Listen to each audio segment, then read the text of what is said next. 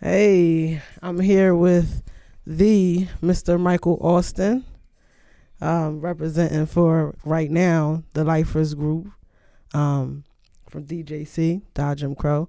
It's been an honor to watch you work and watch you do your thing.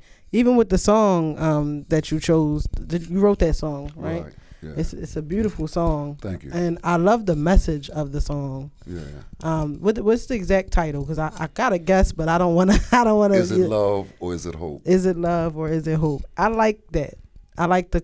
What made you? How did you come up with the concept of? Because it almost through the song, it seems like it's an either or for a lot of people, right? Mhm. So what made you? How did you come up with the concept for that record? Well, the concept came, I think, during all the social activities that's going on in the world today, and and it was something that was on my mind for a minute, and so one day I went into my little studio, and I just started messing with some chords, and for some reason, is it love or is it hope came to my mind, and I said, well, this sounds good. Is it love or is it hope? And so I wrote that down, and I didn't pursue the song anymore until Floyd, when he got killed. And then I said, this would be a good song for this time. And the concept was basically, you know, it seems as though we've been going through, we want to be loved, and then it was a situation where I hope that someday they will love us. And I think that's how the song came about. And I just started writing some lyrics down one day, and a couple of days later I wrote some more lyrics and trying to connect the idea and the thought together. And then I created some chords for it. And then I tried to come up with a melody based on the chords that I was playing. And so I got a few guys together, and I let them hear it, and they liked it. And I asked them, would they mind playing, help me jam on it so I can get a feel of it. And that's basically what happened. And, the whole concept was about my life and a lot of lives of black people and what the struggle has been for many, many years. And I was hoping that it would have the same impact that it had on me in terms of dealing with the social justice activities that's going on, all the protesting and marching. And I wanted to make a contribution to that. And I felt like I've had a responsibility to speak out and share what my thoughts were in terms of all the social justice that was going on. So that's basically, I just wanted to be a part of what was going on in the world today. And yeah, you definitely did that with the record, and I love it. I was listening, I was grooving. I said, oh yeah, this joint, I see where it's going. Yeah. I actually, so basically the order in which you wrote was, or the order in which you constructed a song, because there's different orders. I know for me, Right. I'll sometimes pick a cadence, sometimes pick a melody, then put the lyrics. Right. Seemed like you had the lyrics, the concept first, then the lyrics, then the chords, and then you plugged your melody, Right. basically. Right. Yeah. That's basically how I basically do my songs. When an idea come, and if I think of a hook or the certain lyrics, and I'll use like, is it hope, is it love, and I build around that, because I say, well, that'll be my hook. Is it hope, is it love? So that was the basic foundation, but I felt I had to build on that foundation. And like I said earlier, I used that based on the social injustice that I was experiencing. And I just basically said a lot of things I'm sure a lot of other people are saying, don't be fooled by illusions, be looking at the real facts and understand what's going on in the world.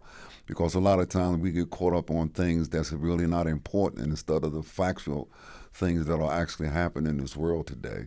And so I try to use words that people can relate to and feel the way I felt it. And the music, I'll use that as an attention getter, and make sure it has an impact.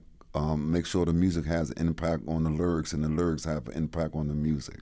And the music in that record is very groovy, is very, I don't want to use a easy, low-hanging fruit like a Marvin Gaye, but it has that funk, it has that soul, it has that groove. That bass line on that is killer. Yeah, smoking. Yeah, Yeah, smoking. yeah. And that's That bass line that's is what you killer. want. You want the music and that beat and that bass to have an impact that stir up the emotions, because I want to connect the lyrics with the music so everything can be connected together.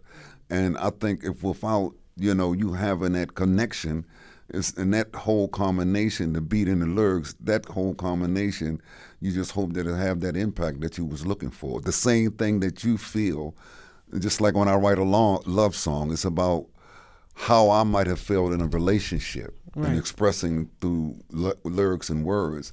I wanted to use that same concept with this. I wanted to be able to have an impact and be able to say, well, this is what I'm feeling, this is what I'm going through, and maybe it's 1,000,000 or 100 other people's feeling the same thing I'm feeling. And it came together. And today, when we was recording it, I felt it, and I'm just, so as an artist, when you write for you, but you hope someone else can feel what you're feeling. And you have to stir up that emotion with the right words and the right lyrics and the music that will allow it to flow in a way that will capture someone's attention. Absolutely. Absolutely.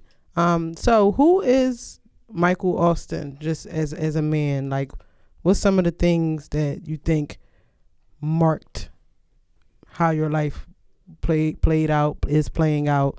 So who are you, like, at the Well, core? I was born in Baltimore City, and I grew up in Baltimore City. Oh, you don't have that do too. You know?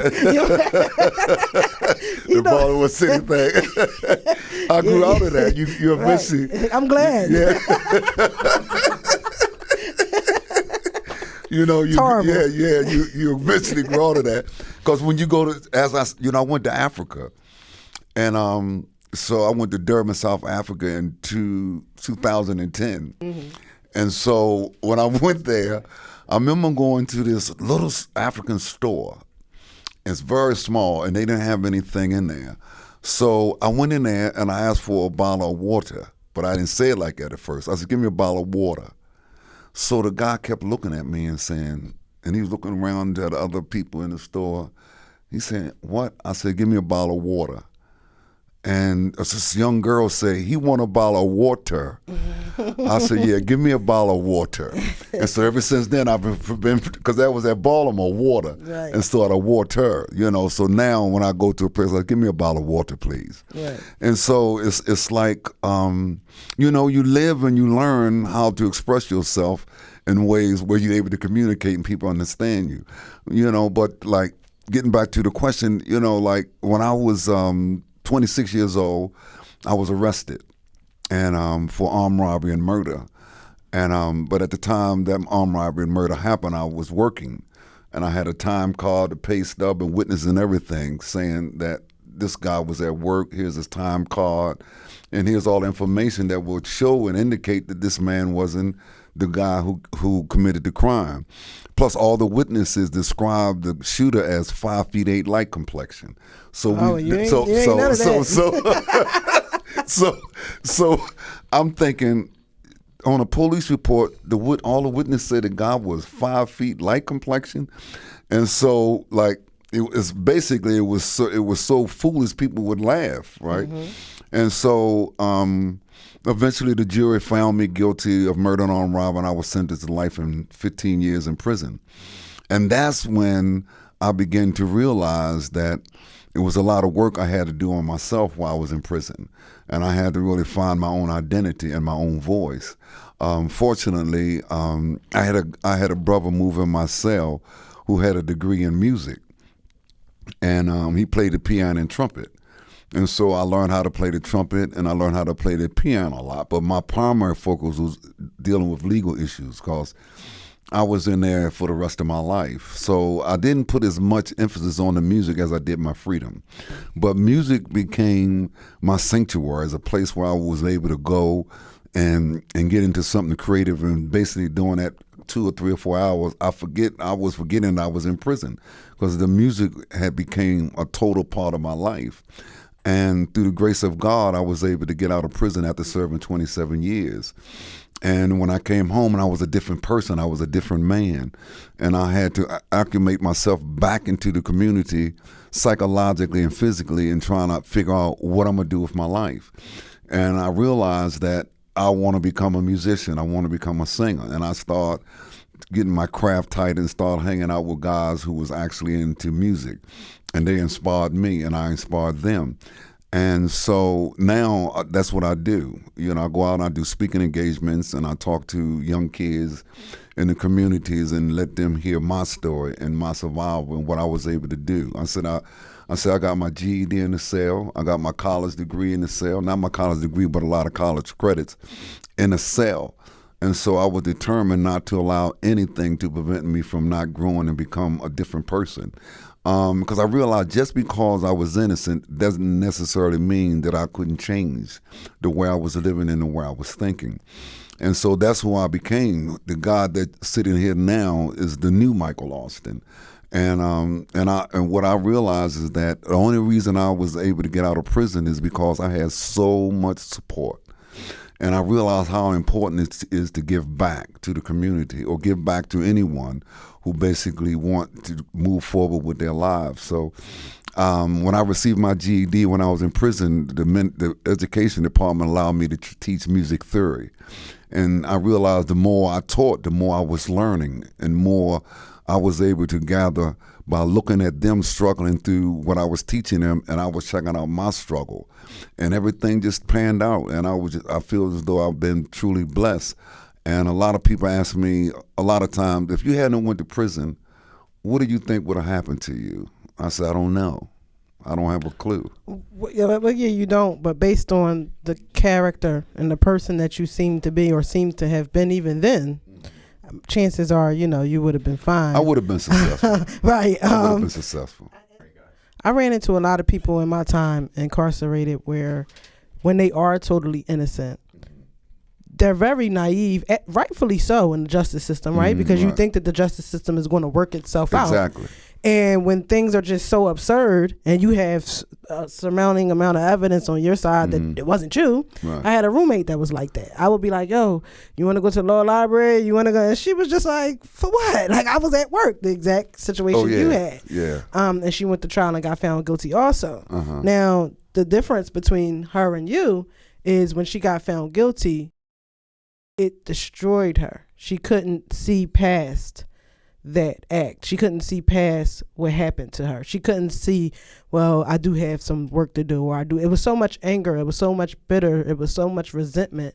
It was so much shocked and even denial, and just which are rightful emotions. But my question to you is, how were you able to look past the injustice to look at yourself in the mirror and think that you had to make any type of change? Because that's something where you just like, what? I did everything I was supposed to do in this life, and this is still my result. So how was you able to kind of work past that? Or if it was a phase that it took a while, how long was that phase before you was able to get to the other side of that? Well, the phase lasts for about 5 years. But during those 5 years, when I went to prison, it was in 1975. A lot of Black Panther brothers was inside of the penitentiary. And the same work that they was doing out in the communities is the same work that they was doing in prison. And when I told one of the Black Panthers that I was innocent, he didn't hesitate to believe me. He said, brother, there's a lot of us in here like that, but look, I want to encourage you, get your education while you're here. Learn everything that you can, because one day you might be free. And that's the type of information that I was getting. That's the type of information that stirred up a lot of energy inside of me, because I had strong Black men telling me what the possibilities could be for me in the future. And so, but I went through that for 5 years, and then I realized one day when I was sitting in my cell that I was wasting a lot of time with that anger. That anger can destroy you. And I was mad at the world. I was even mad at God. And though I was going through a lot of things, it just, one day, just something clicked and said, if you don't wake up, you're going to die in here. And that's the last thing I wanted to do. So I got serious about trying to change the way I was thinking and start working toward my freedom, like going to the law library, had people explain certain words to me in the law dictionary, the Blackstone Law Dictionary, and I was just so involved in my case. And I filed an appeal, then I filed a writ of certiorari, I filed so many post-convictions, but I never gave up. Even though they was turning me down, every step of the way they was turning me down, I realized you come too far to stop. Just keep going, keep going. And I just kept motivating myself, and other people, positive people, kept motivating me, and other people kept on trying to get me to understand it is not over.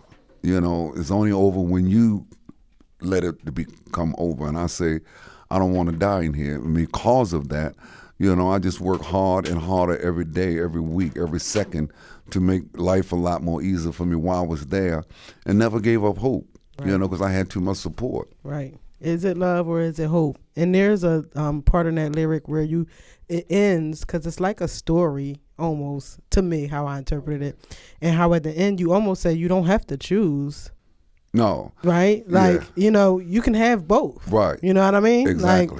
Like, it's not a thing where you have to choose between the two. And a lot of times people do choose between emotions, right? Yeah. Like, especially the negative ones. So like you'll have somebody, one of my friends will say, I hate her. And I'm like, no, you love her. You hate that you love her. You know what I mean? Yeah, like, I like that. Like hate takes a lot of energy. See, now I can take, you hate because you love her. I can take that and make a song out of it. Right. You know, so that's how, but I totally understand what you're saying. Right. And that's, you know, so, but my thing was, you know, the song and the lyrics is like, you know, it's saying, I want to be loved, you know, and I want to be understood. And I hope that you love and understand me. But at the end of the day, I want both. I want your love and I want hope and survival. And I don't never want to give up on all the things that is happening to me and give up on the way I used to think. I just wanted to become a better person. So I got a question. If in the worst world ever you had to choose between love and hope, which one would you choose? Love. Because love overcomes everything, you know, and with love you can develop hope. You can develop how to treat yourself, because one of the things I had to do was forgive myself. I had to forgive myself in order to forgive everyone else who put me in there. Because if I never forgave myself, I don't think I would have, you know, forgiven the people who had put me in prison. So that was my, you know, journey to learn how to forgive myself. And once I internalized that thought and that feeling, it allowed me to externally share that with other people who had put me in there. And so the love overcomes everything. Right.